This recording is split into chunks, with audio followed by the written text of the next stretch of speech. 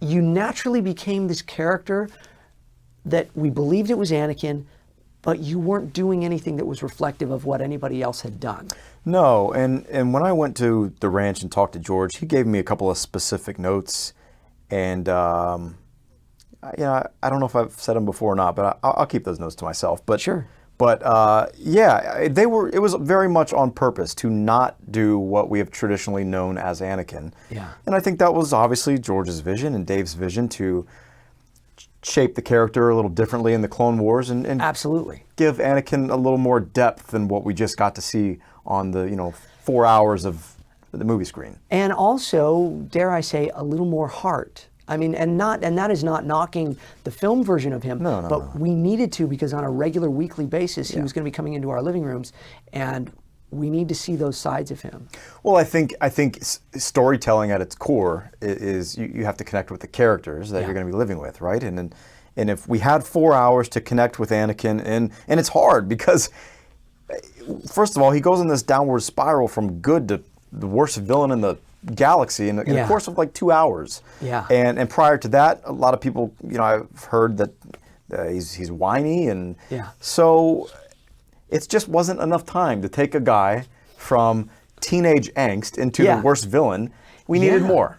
And I think George and Dave understood that and understood that we got to connect with the character more, especially if we were going to sit with him for 6 seasons. Yeah, and you did that so very well, Matt. Oh, I mean, thanks. really, I know that so many people say this is what I envision Anakin to be. Yeah, and I've heard that. you have this great resonance to your voice too, but I know that the one reference that I heard a lot in the studio with you, with Dave, was Han Solo.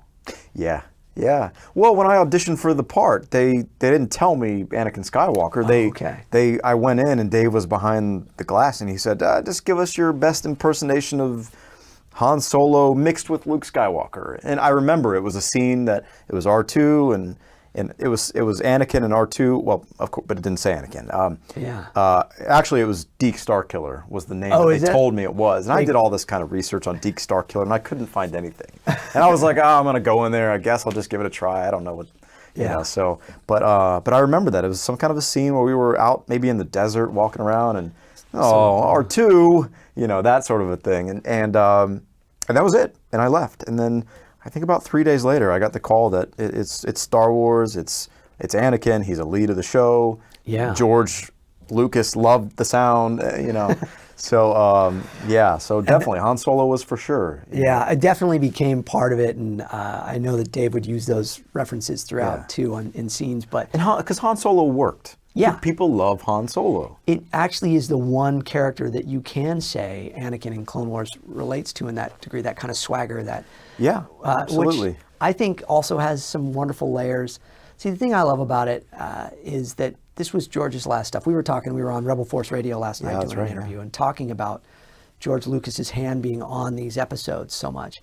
And so I just love that would be kind of the reference, is that reference point, because you see generationally Padme and Anakin, and then you see Han and Leia. Sure. I don't know. I think it's pretty cool. Absolutely. I mean, I think you can even see, even now with Force Awakens, in some of the tone of the movie, things have kind of gotten back to the original feel. Yeah. And I think maybe after the prequels, they heard a lot of the fans cry out. And I feel like even with the Clone Wars, a lot of that was going back to the original feel. It certainly was.